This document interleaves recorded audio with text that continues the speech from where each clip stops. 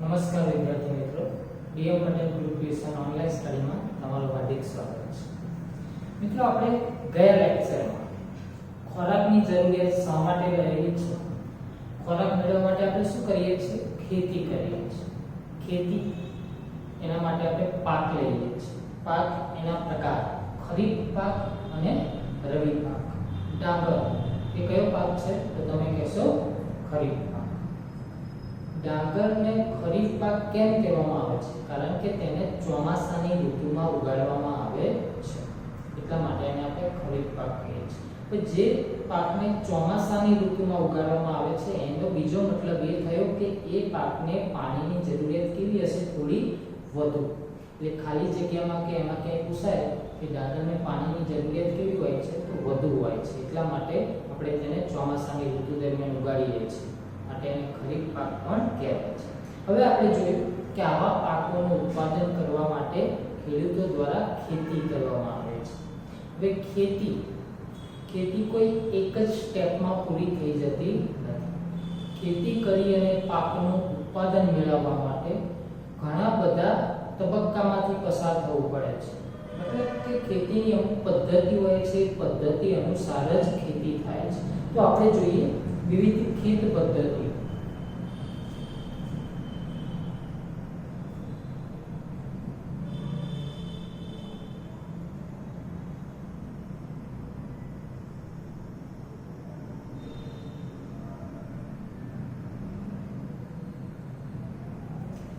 તો ખેત પદ્ધતિમાં પાક મેળવવા માટે સૌપ્રથમ ચરણ, સૌથી પહેલું પગલું કયું ભરવું જોઈએ તો ભૂમિને તૈયાર કરવી.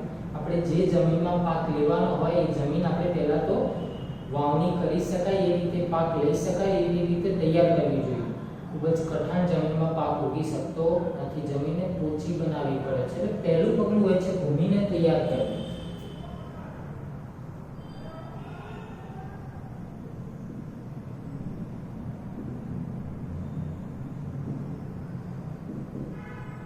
ભૂમિને તૈયાર કરવી. નંબર 2, માનો કે આપણી જમીન તૈયાર થઈ ગઈ છે, ભૂમિ તૈયાર થઈ ગઈ છે, તો એના ઉપર શું કરવામાં આવે છે, વાવણી, રોપણી, પાક રોપવામાં આવે છે.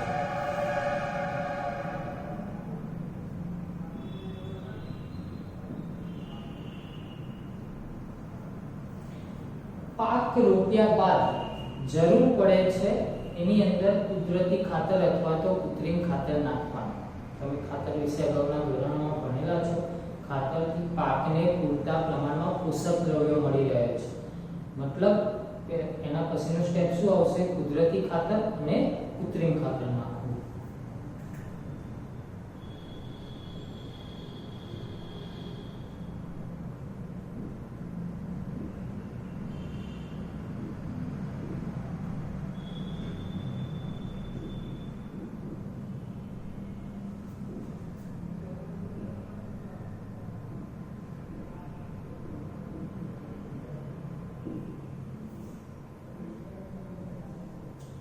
નંબર 4, કુદરતી ખાતર અને કૃત્રિમ ખાતર નાખ્યા બાદ સિંચાઈ. કારણ કે પાકને પાણીની જરૂરિયાત પડે છે અને પાકને પાણી પૂરું પાડવાની જે પદ્ધતિ છે એને આપણે કહીએ છીએ સિંચાઈ. તો ચોથું પગલું આવે છે સિંચાઈ.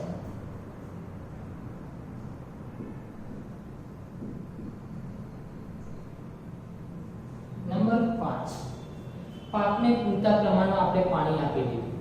પાણી આપ્યા બાદ પાકની આસપાસમાં નકામું બિનજોઈતું નીંદણ ઉગી નીકળશે. તો એ નીંદણથી આપણા પાકને આપણે રક્ષણ પૂરું પાડવું પડે છે. એ નીંદણને આપણે ખેતરમાંથી દૂર કરવું પડે છે. એટલે પાંચમું પગલું છે નીંદણથી રક્ષણ.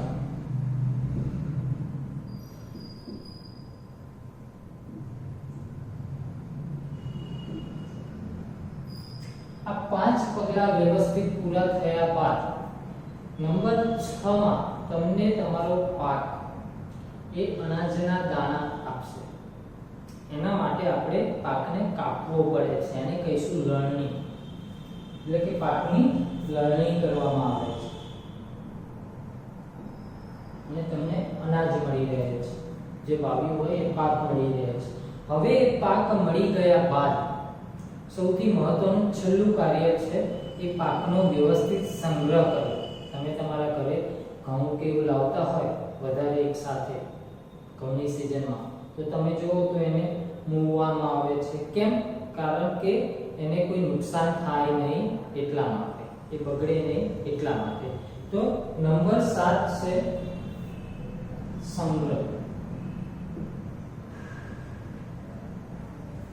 તો આ 7 તબક્કાઓ વ્યવસ્થિત રીતે પૂર્ણ થાય એટલે આપણને પાક એ મળી રહે છે. ફરી એકવાર જોઈએ, સૌથી પહેલા ભૂમિને તૈયાર કરી દઈશું, પછી આની અંદર રોપણી કરશું. જે પાક વાવવો હોય એની રોપણી કર્યા બાદ આપણે એમાં કુદરતી ખાતર અને કૃત્રિમ ખાતર ઉમેરીશું. કુદરતી ખાતર અને કૃત્રિમ ખાતર ઉમેર્યા બાદ આપણે પાણી પૂરું પાડીશું. પાણી પૂરું પાડ્યા બાદ કદાચ ખેતરમાં વધારાનું કોઈ ઘાસ કે બિનજોઈતી વનસ્પતિ ઉગી નીકળે તો એને આપણે ખેતરમાંથી પાકની આસપાસથી દૂર કરીશું. એને આપણે કીધું નીંદણથી રક્ષણ. છેવટે પાક પાકી જાય પૂરેપૂરો એટલે આપણે એને કાપી લઈશું, એને કહીશું લણણી. અને છેલ્લે આપણને જે પાક મળ્યો છે એને આપણે શું કરવો પડશે? સંગ્રહ કરવો પડશે. એટલે પાક મેળવવા માટેની ખેત પદ્ધતિઓ આ 7 છે અને આ આખા પાઠમાં આપણે 7 વિશે ઊંડાણપૂર્વક ભણવાનું છે. આ 7 પગલા આપણે ઊંડાણથી ભણવાના છે.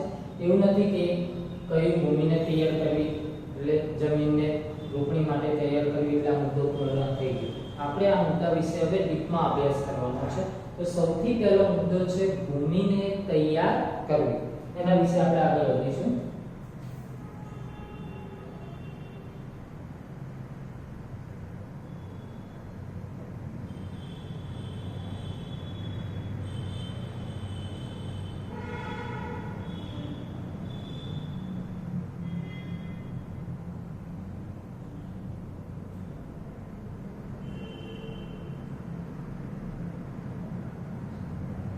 તો પાક ઉત્પાદન માટે સૌથી પ્રથમ ચરણ છે ભૂમિને તૈયાર કરવી.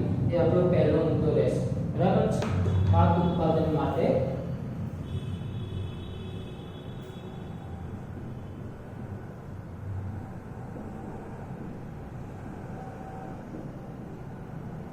સૌથી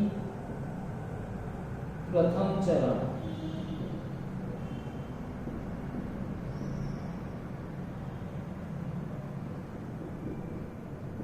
ભૂમિને તૈયાર કરવી એ છે.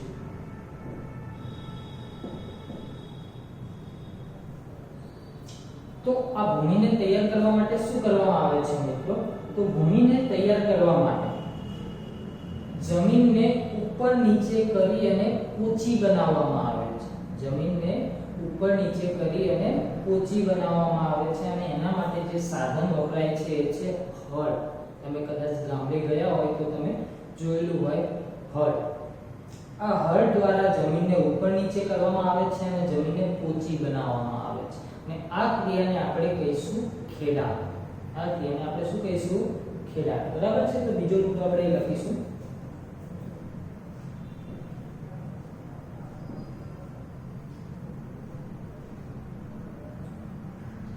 જમીનને ઉપર નીચે કરી અને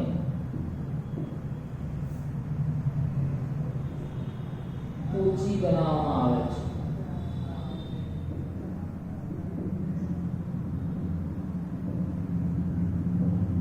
અને આ ક્રિયાને શું કહીશું આપણે?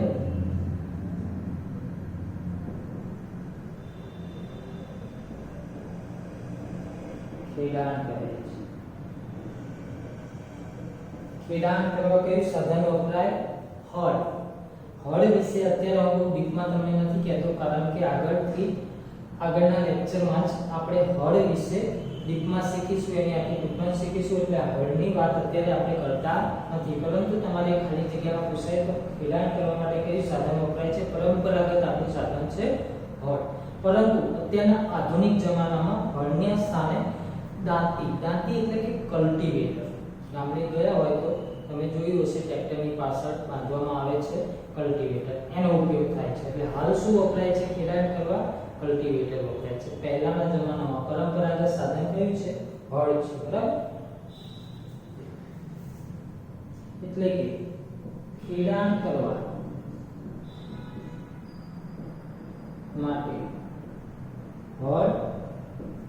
હળ સિવાય એક બીજું લોખંડનું સાધન આવે છે ખરપિયો, જે હાલ ઓછું વપરાય છે. દાંતી અને કલ્ટિવેટર કહેવામાં આવે છે. વગેરેનો ઉપયોગ થાય છે.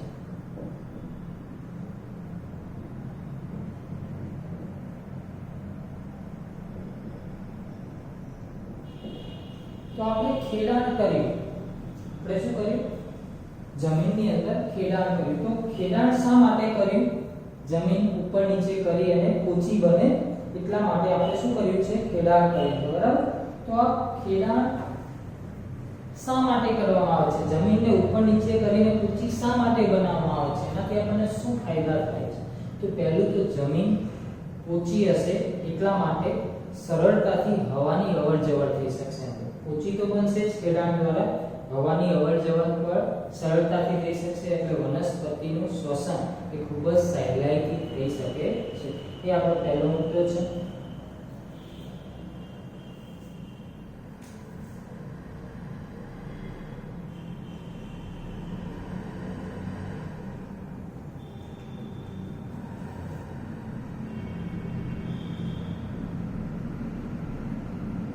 ખેડાણ કરવાથી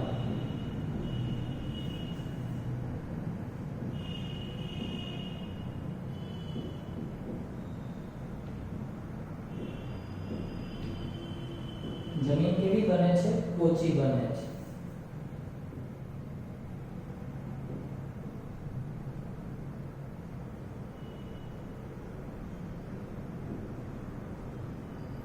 જમીન પોચી બનવાથી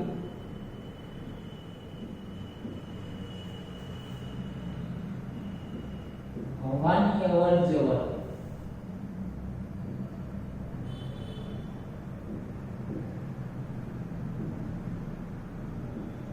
સહેલાઈથી થઈ શકે છે.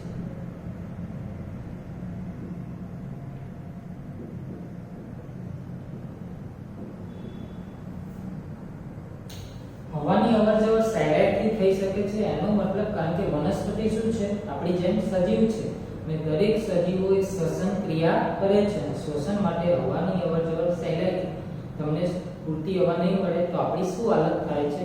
એવું જ વનસ્પતિમાં પણ થઈ શકે. એટલે વનસ્પતિને પણ સહેલાઈથી હવા મળી રહે એ જરૂરી છે. અને જો જમીન પોચી હશે તો વનસ્પતિને સહેલાઈથી હવા મળી રહેતી હશે. આગળ જોઈએ બીજો શું ફાયદો થાય છે ખેડાણ કરવાથી? તો પોચી જમીનમાં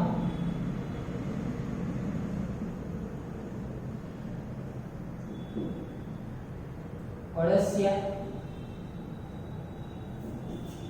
અને સૂક્ષ્મજીવો, અળસિયા જેવા બીજા સૂક્ષ્મજીવો, બેક્ટેરિયા, એ સૂક્ષ્મજીવોની વૃદ્ધિ થાય છે. મતલબ એમની સંખ્યામાં વધારો થાય છે. ઊંચી જમીનમાં અળસિયા વધુ માત્રામાં ભેગા થાય છે. હવે આ અળસિયા એ જમીનને કેવી રાખે છે? પોચી રાખે છે. અળસિયા જમીનને કેવી રાખે છે? પોચી રાખે છે.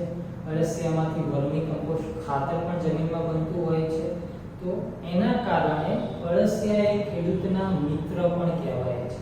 અળસિયા એ ખેડૂતના મિત્ર પણ કહેવાય છે. તો એક કારણ આવે છે કે અળસિયા એ ખેડૂતના મિત્ર છે. કારણ આપો. તો હું અહીંયા આગળ આખું કારણ લખતો નથી, પરંતુ હોમવર્કમાં આપું તો તમારે આ રીતે લખવાનું થાય. કારણ કે ઓછી જમીનમાં અળસિયા અને સૂક્ષ્મજીવોની વૃદ્ધિ સારી રીતે થાય છે. અળસિયા એ જમીનને પોચી રાખે છે. આ અળસિયાની સંખ્યામાં વધારો થતા તેના નકામા ઘટકોમાંથી, નકામા ઉત્સર્ગ ઘટકોમાંથી વર્મી કમ્પોસ્ટ ખાતર બને છે. આથી અળસિયાને ખેડૂતોના સાચા મિત્રો કહેવામાં આવે છે. એ રીતે તમે કારણ લખી શકો છો, બરાબર છે? તો આ રીતે ખેડાણ કરવાથી આપણને અમુક ફાયદાઓ થાય છે, બરાબર છે। હવે અમુક સમયે ખેડાણ ક્યારે કરવામાં આવે છે તો ક્યારેક ખેડાણ કરતા પહેલા કુદરતી ખાતર જમીન ઉપર ઉમેરી દેવામાં આવે છે, પછી જમીન ઉપર ખેડાણ કરવામાં આવે છે આ સાધનો વડે। એટલે શું થાય, જે આપણે ખાતર ઉમેર્યું છે તે જમીન ઉપર નીચે થવાથી ખાતર એ જમીનમાં સારી રીતે ભળી શકે, બરાબર છે। એટલે ક્યારેક ખેડાણ પહેલા કુદરતી ખાતર ઉમેરી દેવામાં આવે છે, ક્યારેક જમીન જો એકદમ કઠણ હોય તો ક્યારેક ખેડાણ કરતા પહેલા સિંચાઈ પણ કરવામાં આવે છે અને પછી થોડું સુકાઈ ગયા બાદ ખેડાણ કરવામાં આવતું હોય છે। હજુ આપણે એક ફાયદો જોઈએ, ખેડાણ કરવાથી જમીનની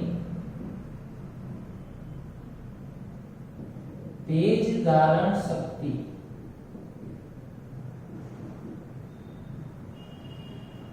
વધે છે। ભેજ ધારક શક્તિની વ્યાખ્યા તમે આગળના ધોરણમાં ભણી ચૂક્યા છો। જમીનની પાણીનો સંગ્રહ કરવાની શક્તિને શું કહે છે, એની ભેજ ધારણ શક્તિ કહે છે।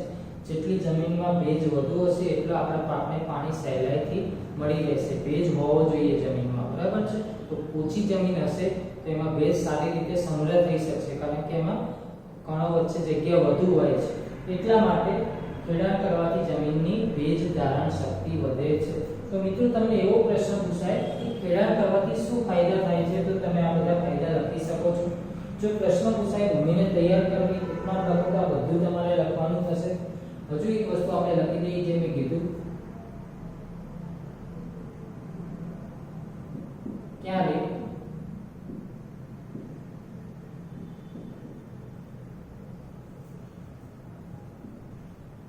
કુદરતી ખાતર ઉમેર્યા બાદ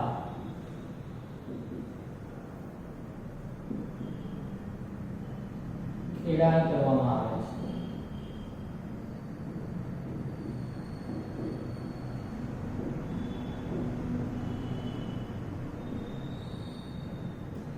જેથી કુદરતી ખાતર જમીનમાં સારી રીતે પડી શકે છે।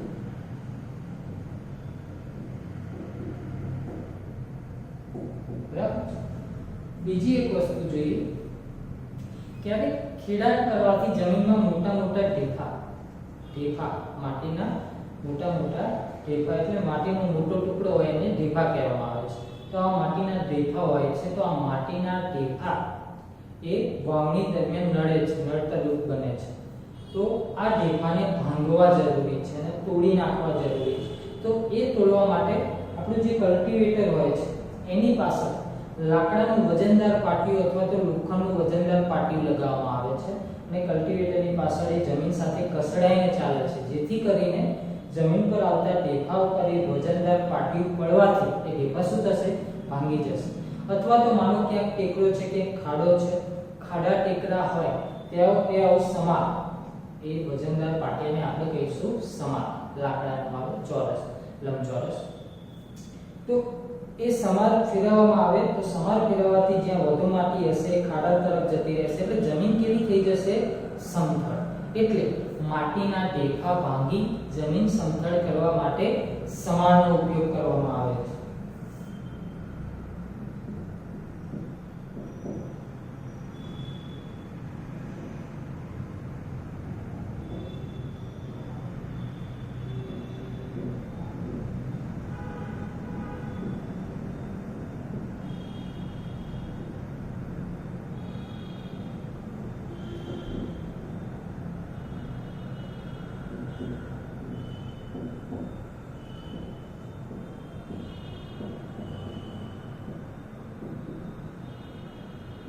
બરાબર છે ને?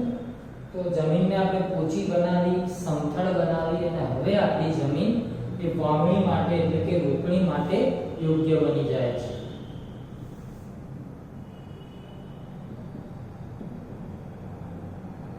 ખેડાણ કરવાથી ભૂમિ રોપણી માટે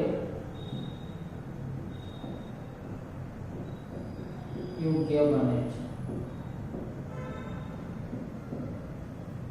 તો અહીંયા આગળ ભૂમિને તૈયાર કરવી આપણી ટૂંકમાં પૂર્ણ થાય છે. ખાસ તમારે અહીંયા આગળ વ્યાખ્યા રાખવાની રહેશે. ખેડાણ એટલે શું? ટૂંકમાં તો યાદ રાખવાની જ છે, પરંતુ એક વાક્ય માટે ખેડાણ એટલે શું, ખેડાણ કરવા કયા સાધનો વપરાય છે, ખેડાણ કરવાથી થતા ફાયદા 4 અને 5. ભૂમિ એ રોપણી માટે યોગ્ય બને છે. સમાનનો ઉપયોગ, આ બધા નાના નાના પ્રશ્નો જે આવતા હોય તમારે સાથે સાથે તૈયાર કરતા રહેવાના છે. કદાચ હું હોમવર્કમાં પ્રશ્નો એ ના લખાવું નાના, તો પણ તમને એ તૈયાર થઈ જવા જોઈએ. જો તમે મોટા પ્રશ્નો તૈયાર કરશો તો ઓટોમેટિકલી તમને આવા નાના પ્રશ્નો આવડતા રહેશે. બરાબર છે. હવે આપણે આગળ જોઈએ બીજું સ્ટેપ, રોપણી. હવે આ સ્ટેપમાં જે સાધનો આયા અને રોપણીના જે સાધનો છે આપણે એકી સાથે આવતા લેક્ચરમાં જોવાના છે, તેની ચિંતા ના કરતા. બીજા નંબરમાં છે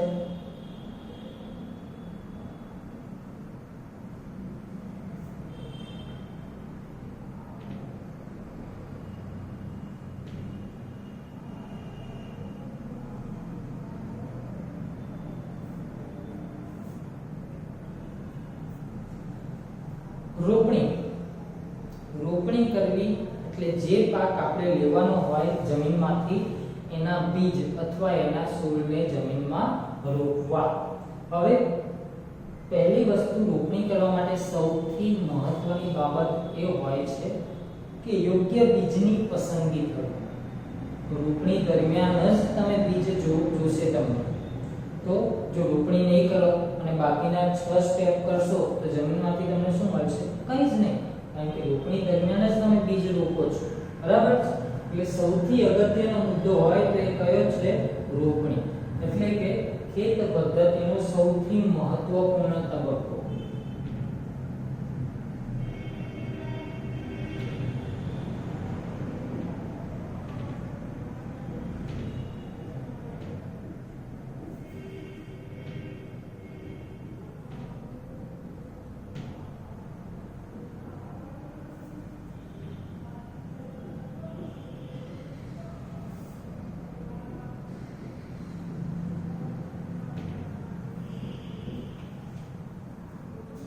હવે આ રોપણી કરવા માટે સૌથી પહેલા તો આપણે બીજની પસંદગી.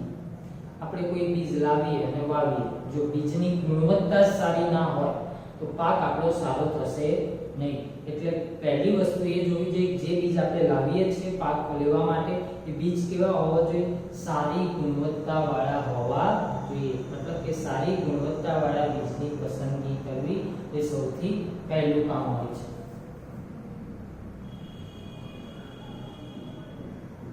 સૌપ્રથમ સારી ગુણવત્તા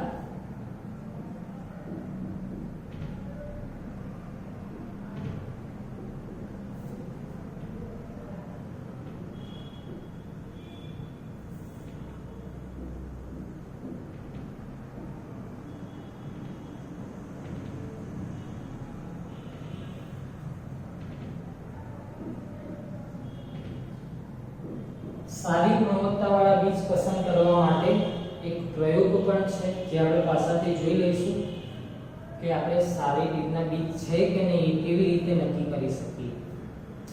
હવે જોઈએ રોપણી કરવા માટે બીજ આપણે લાવી દીધા પછી ખેતરમાં જઈને એક એક બીજ મૂકવા રહેતા નથી. એના માટે પણ કેટલાક સાધનો ટ્રેક્ટરની પાછળ અત્યારે હાલ કલ્ટિવેટર હોય છે. કલ્ટિવેટર ઉપર એક ગળણી આકારનું સાધન લગાવવામાં આવે છે, એને કહેવાય ઓરણી. એને શું કહીશું? ઓરણી.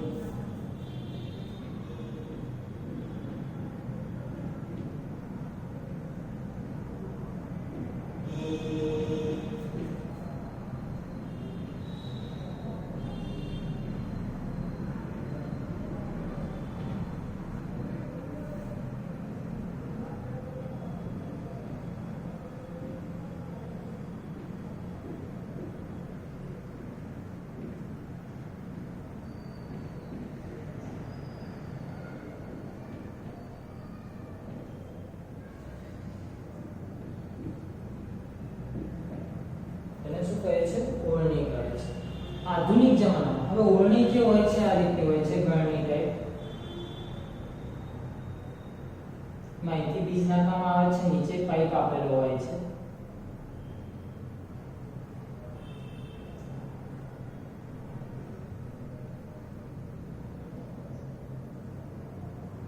આ રીતે 2 અથવા 3 પાઇપ નીચે જોડેલા હોય છે હળ સાથે.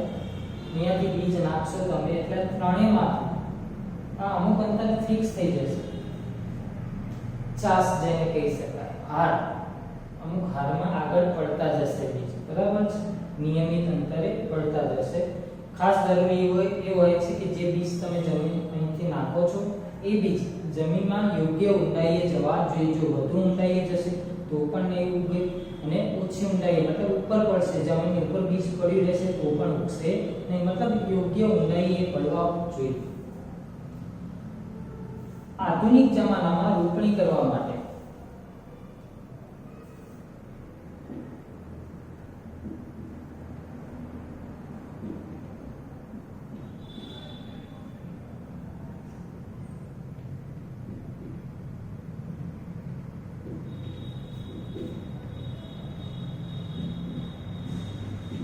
વાવણી કરવા માટે મિત્રો રોપણી અને વાવણી બંને એક જ વસ્તુ છે, પણ છોડ હોય એને રોપ્યો કહેવાય અને બીજ હોય એ વાવ્યો કહેવાય. વાવણી કરવા માટે વાવણી, જેને બીજું કહેવાય છે સીડ ડ્રીલ,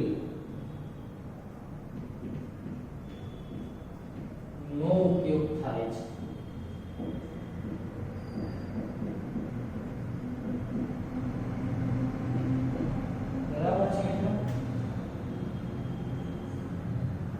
ઉપયોગ પણ પૂછાઈ શકે છે કે એનો શું ઉપયોગ થાય છે, અથવા તો વાવણી કરવા માટે શેનો ઉપયોગ થાય છે, તો સીડ ડ્રીલ અથવા તો વાવણી. તો આજે આપણે બીજું આગળ નથી જોઈતા. આમાં જે સાધનો આવ્યા છે અમુક, એ બધી માહિતી આવતા લેક્ચરમાં તમને ચોક્કસથી મળી રહેશે. આવતા લેક્ચરમાં ફક્ત આપણે સાધનોની વાત કરશું, પછી આ ત્રીજા ટોપિક પર આગળ વધીશું, બરાબર છે. એટલે એની ચિંતા હાલ તમે કરતા નહીં. જે એક પ્રયોગ આવે છે એની ચર્ચા પણ આવતા વિડિયોમાં આપણે બની શકે તો કરી જ દઈશું. એટલે આવતા લેક્ચરમાં આપણે હળ અને પ્રયોગ એ બધા વિશે માહિતી મેળવીશું. આજે હું તમને અલગથી પ્રશ્નો આપતો નથી. અહીંયા આગળ જેટલું લખાણ છે એ જ તમારે લખવાનું થશે. ઓકે, જય હિન્દ.